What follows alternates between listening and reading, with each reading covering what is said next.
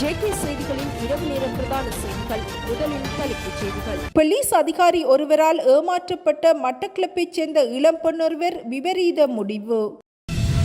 காணி உறுதிப்பத்திரம் வழங்குதல், அஸ்வசும போன்ற செயற்பாடுகளை உடனடியாக நிறுத்துமாறு தேர்தல்கள் ஆணைக்குழு அறிவிப்பு. தன் மீதான குற்றச்சாட்டுக்களை நிரூபித்தால் பதவி விலக தயார் என வியாழேந்திரன் சவால்.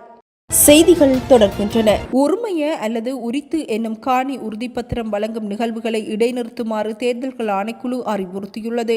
எதிர்வரும் ஜனாதிபதி தேர்தல் முடிவடையும் வரையில் இத்திட்டத்தின் ஊடாக காணி உறுதிப்பத்திரங்கள் வழங்கும் நிகழ்வுகளில் அரசியல்வாதிகளை பங்கேற்பு செய்ய வேண்டாம் என அறிவிக்கப்பட்டுள்ளது. அமைச்சரவை செயலாளர்கள் மற்றும் அரச நிறுவன பிரதானிகளுக்கு இந்த அறிவுறுத்தல் வழங்கப்பட்டுள்ளது. உரிமைய அஸ்வசும போன்ற நிகழ்ச்சி திட்டங்களின் போது அரசியல்வாதிகள் மற்றும் அரசியல் கட்சிகளுக்கு பிரசாரம் செய்யக்கூடிய வகையில் எந்தவொரு ஏற்பாடுகளையும் செய்ய வேண்டாம் என அறிவுறுத்தப்பட்டுள்ளதுடன் பிரதேச செயலகங்களுக்கும் அறிவுறுத்தல் வழங்கப்பட்டுள்ளது. அஸ்வசும இரண்டாம் கட்டத்திற்கு தகுதியானவர்களை தெரிவு செய்யும் நடவடிக்கைகளையும் இடைநிறுத்துமாறு அறிவிக்கப்பட்டுள்ளது. தேர்தல் காலத்தில் காணி உறுதிப்பத்திரங்கள் வழங்குதல், காணி வழங்குதல், வீடுகள் வழங்குதல், அரிசி உள்ளிட்ட உணவுப் பொருட்கள் வழங்குதல், உரங்கள் வழங்குதல், விளையாட்டு உபகரணங்கள் வழங்குதல், சுயதொழிலுக்கான பொருட்கள் வழங்குதல் உள்ளிட்ட அனைத்து வகையான நடவடிக்கைகளும் இடைநிறுத்தப்பட வேண்டும் என தேர்தல்கள் ஆணைக்குழு சம்பந்தப்பட்ட அதிகாரிகளுக்கு அறிவுறுத்தியுள்ளது.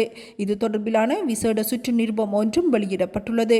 இதேவேளை உரிமைய மற்றும் அஸ்வசும திட்டங்கள் தேர்தல் காலத்திலும் முன்னெடுக்கப்பட வேண்டும் என ஜனாதிபதியின் செயலாளர் கடிதம் மூலம் தேர்தல்கள் ஆணைக்குழுவிற்கு அறிவித்திருந்தார். எனினும் தேர்தல் ஆணைக்குழு பல்வேறு நடவடிக்கைகளை இடைநிறுத்துமாறு அறிவித்துள்ளமை குறிப்பிடத்தக்கது.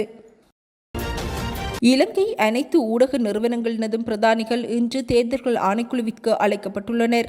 தேர்தல் ஆணைக்குழுவின் தலைவர் RMAL ரத்நாயக்க இது தொடர்பான தகவல்களை வெளியிட்டுள்ளார்.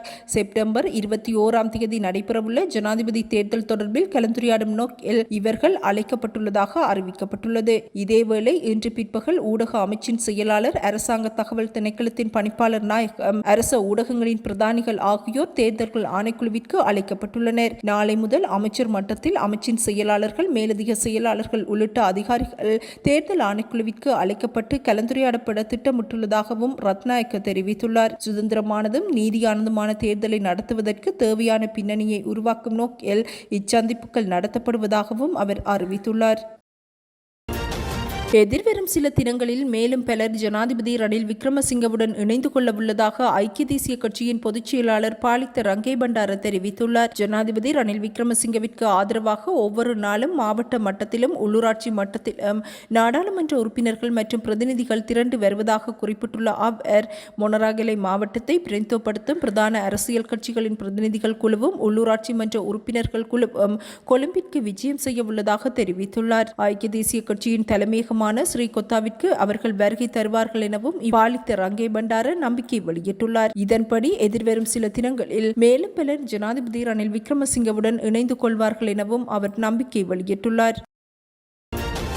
நாடாளுமன்ற உறுப்பினர் சாணக்கியனால் தன் மீது சுமத்தப்பட்ட லஞ்ச ஊழல் குற்றச்சாட்டுகள் அனைத்தும் நிரூபிக்கப்பட்டால் தாம் அரசியலிலிருந்து விலகுவதற்கு தயார் என ராஜாங்க அமைச்சர் வியாழேந்திரன் பகிரங்கமாக சவால் விடுத்துள்ளார். சாணக்கியன் கடந்த சில தினங்களுக்கு முன்னர் தன் மீது அபாண்டமான முறையில் குற்றம் சுமத்தி அதனூடாக அரசியல் செய்து தன் மீது கரை பூச துடிப்பதாகவும் வியாழேந்திரன் தெரிவித்துள்ளார். தமது பிரத்யேக செயலாளர் மற்றும் உதவியாளர் லஞ்ச ஊழல் அதிகாரிகளினால் கடந்த சில நாட்களுக்கு முன்னர் கல்லடி கடற்கரையில் வைத்து கைது செய்யப்பட்டிருந்தனர்.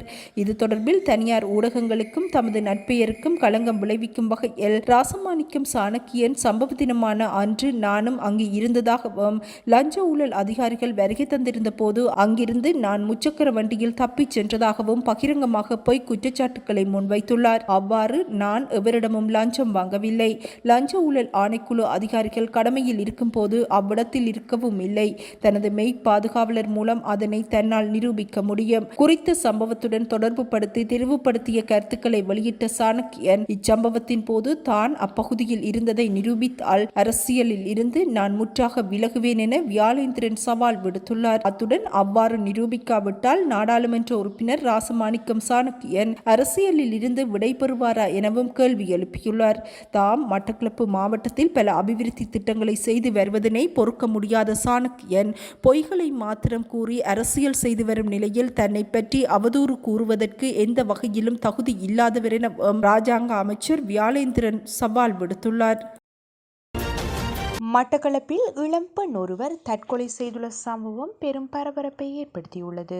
இச்சம்பவம் தொடர்பில் மேலும் தெரிய வருவது, குறித்த இளம் பெண் தனது காதலரான போலீஸ் அதிகாரி தன்னை ஏமாற்றிவிட்டதாக தெரிவித்து தற்கொலை செய்து கொண்டிருப்பதாக தெரிய வந்துள்ளது. மேலும் குறித்த யுவதி காதலன் ஏமாற்றிவிட்டதாக தெரிவித்து பதிவேற்றம் செய்யப்பட்ட குறுந்தகவல் மற்றும் காதலனான போலீஸ் அதிகாரியின் புகைப்படங்களையும் சமூக வலைதளத்தில் பதிவேற்றம் செய்துள்ளார். குறித்த சம்பவம் தொடர்பில் மேலதிக விசாரணைகளை போலீசார் மேற்கொண்டு வருகின்றனர்.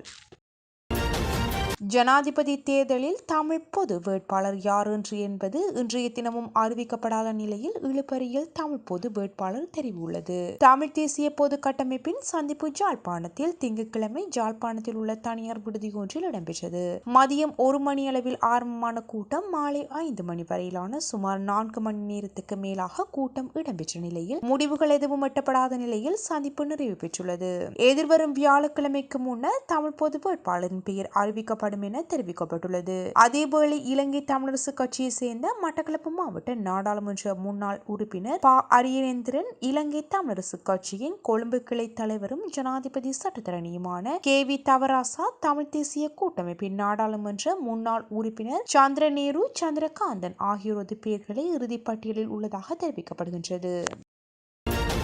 பங்களாதேஷில் இடைக்கால அரசாங்கம் ஒன்று ஏற்படுத்தப்படும் என அந்த நாட்டின் ராணுவ தலைவி வகீர் உஷ் ஜமான் தெரிவித்துள்ளார். ஷேக் ஹசீனா பதவியை ராஜினாமா செய்துவிட்டு நாட்டிலிருந்து தப்பியோடிய பின்னர் நாட்டு மக்களுக்கு உரையாற்றியுள்ள ராணுவ தளபதி இடைக்கால அரசாங்கம் குறித்து விவரித்துள்ளார். இந்நிலையில் ஜனாதிபதியை சந்திக்கப் போகின்றேன், இன்றைய நாளுக்கு தீர்வு ஒன்று சாத்தியப்படும் என அவர் குறிப்பிட்டுள்ளார். ஏற்கனவே நான் எதிர்க்கட்சிகளுடன் பேச்சுவார்த்தைகளில் ஈடுபட்டுள்ளேன் என தெரிவித்துள்ள அவர் பங்களாதேஷ் மக்களுக்கு நீதி கிடைக்கும் எனவும் தெரிவித்துள்ளார்.